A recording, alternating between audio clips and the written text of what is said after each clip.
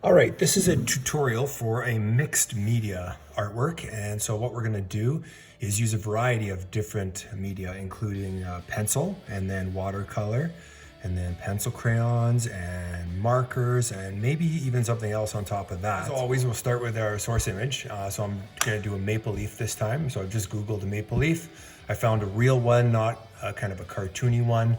So some of the things that I'm gonna observe are that it is a little bit asymmetrical. Not everything is perfect. All of the veins within the leaf kind of come to this area here. They're not coming out just randomly. It looks like there is a yellow and orange, and then the deepest parts like the veins and the edges are more red. So I'll make those observations before I start. Then using a pencil, I've drawn that leaf as well as I can and done it really light because I don't want those pencil lines to show up at the end. If you think back to class, we learned wet on wet with watercolor, which is just wetting the paper first. So I'm just gonna do that here. I'm just gonna add a little bit of clean water. It looks like I'm not even painting. And then I'm gonna go in and add my first bits of color on top of that clean water.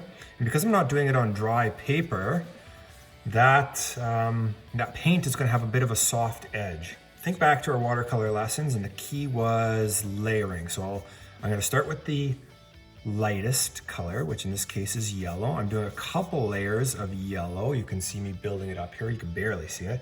Then I'm going to just take a little bit of orange, just a tiny bit, and I'm actually going to mix that orange with the yellow because I don't want a stark contrast. And because I'm using wet on wet, those two colors are going to bleed together. And you're not going to be able to control it completely, which is okay. And it looks really light. And that's what you want, because when you're doing mixed media, you're going to build up to your darker media. And you want to start with the light stuff and just think about layers. And you're like you're building a house. The drawing is the foundation.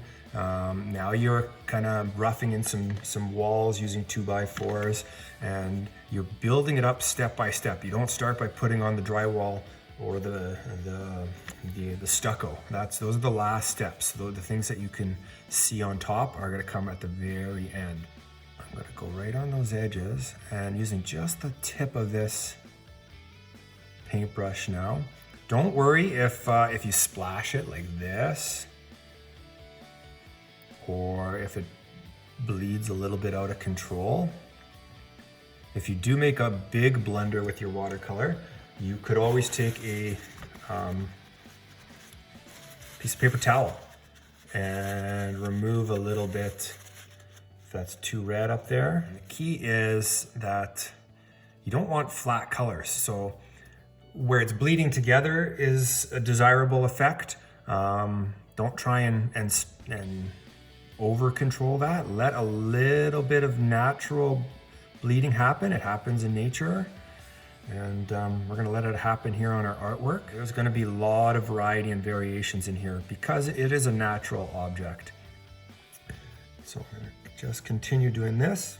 Keep going with it. We can't be afraid to ruin our art. We get afraid to push too hard with our colors, and then we end up with very light and boring colors, and we only draw what we can always do, and then we never do anything really interesting or creative. And so we have to get beyond that, and don't be afraid to make mistakes and push the limit. Another cool thing that we learned about in class with watercolor is I'm just going to take a little bit of salt and I'm going to add that on top, and it's just going to add where the paint is still wet. It's going to add a little bit of texturing. So a little bit of patterning. So when that salt dries, I'll just brush it off, and then we'll have a little bit of patterning. Okay, so we've let the watercolor dry, and I've just brushed off the last bits of salt. So you can see there's just a little bit of patterning happening from that salt. And now I'm gonna go in with some markers and then some pencil crayons. So I'm not just gonna randomly stack different media on top of each other. You can see I've tried some different marker colors, and I've tried some different pencil crayons. And so I'm just going to, again, start with my light. So if I have yellow, orange, red, I'm gonna start with my yellow, and I might just build up, and you can see this yellow is just a bit darker. Taking my orange and just filling in some gaps on the edges here, and smoothing out the edges. And if this line is too stark, we can actually correct it with pencil crayons. So I just want to get the darkest areas with the marker because it's going to be my darkest, most powerful media. Looking at the darkest areas in here, I'm going to build up those areas with a little more darkness. A little bit on the edges here I can see. And I don't really like the way that the marker is happening, and that's okay. I can do a lot of corrections with my pencil crayons. Pencil crayons are a very forgiving media. We can do quite a bit with them. The last thing I'm going to do here is get a little bit of red on this tip. Force myself by adding some vibrant color. I'll mix that back in. It won't be quite so stark at the end. But if you use a marker, for example, and really get some intense colors now, you're gonna force yourself to match those colors in other places, and you end up having a more vibrant, intense artwork. And now I'm gonna go in with my pencil crayons, and I'm gonna take those red areas that I started, and I'm going to just fade them in. Yeah, I really like the way that this pencil crayon is hiding the pencil around the edges there, and I can really use it because it's so forgiving. I can fade my colors in. Yeah, that looks much better. And so I think I'm gonna leave my leaf a little bit lighter. I want the white of the paper coming through. So this is where you can depart from what your source image is. And I really like that contrast of the bright red and the light yellow. It almost looks like there's a light behind there shining. And so I don't need to push everything to these middle zones. I can keep higher contrast. And that's the great thing about art as opposed to photography or something else, is you have the option of doing things that look better. Don't be afraid to experiment.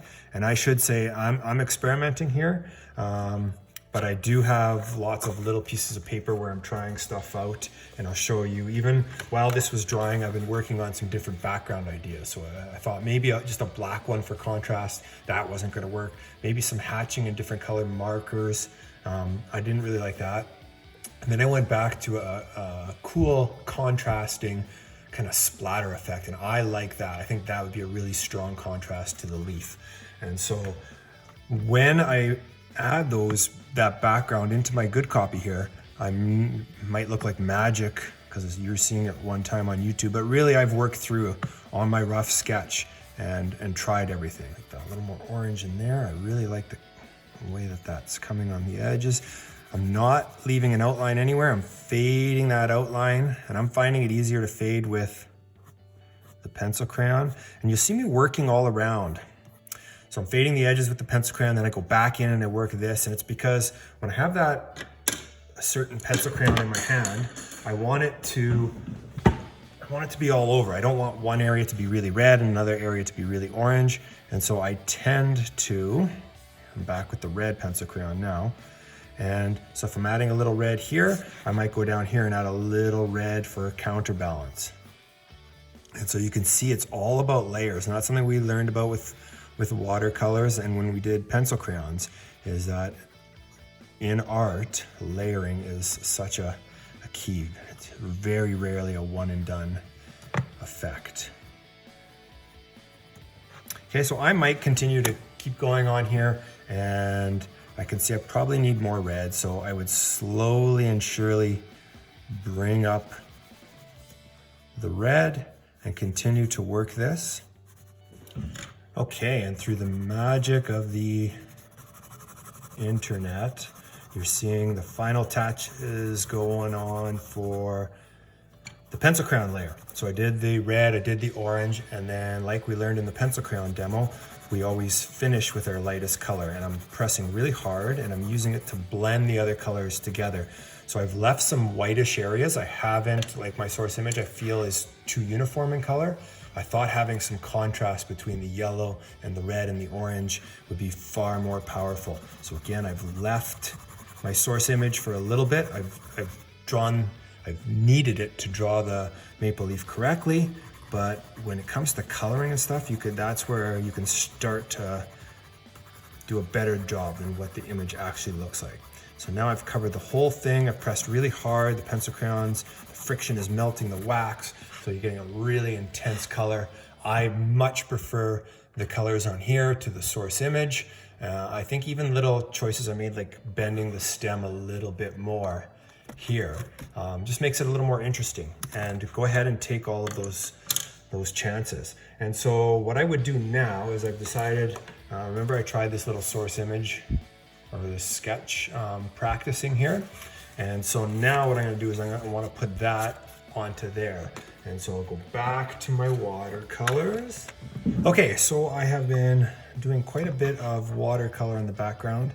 And the way I'm doing it is I'm just roughing in some colors. I'm using blue, violet, and a little bit of pink. And I'll kind of just rough it on. And what I want to do is create a pattern. So I'll put some blue and pink together here and kind of make it look like a splatter effect. And then the key is I'm taking just a piece of paper towel and I'll pull that away, and that will lighten it and kind of blend it together a little bit. And what I'm creating here is a very light, cool color background. So cool temperature wise, not like, ooh, that background's so cool. And so what that's gonna do, it's gonna add more contrast. So instead of just having a plain white background, which isn't necessarily super interesting, I've gone in and added some visual variety. I would just do finishing touches. I might even let this sit overnight and come back and look at it with fresh eyes in the morning to see if I need anything else. But I'm pretty happy with where this is at. And so I've got pencil crayon, 3, 4, or 5 different pencil crayons. And then, oh yeah, we used marker in there, and we used watercolor, both inside and out. So I've got 4 different media together. And I think the finished product with 4 media is always gonna be stronger than just having a single media.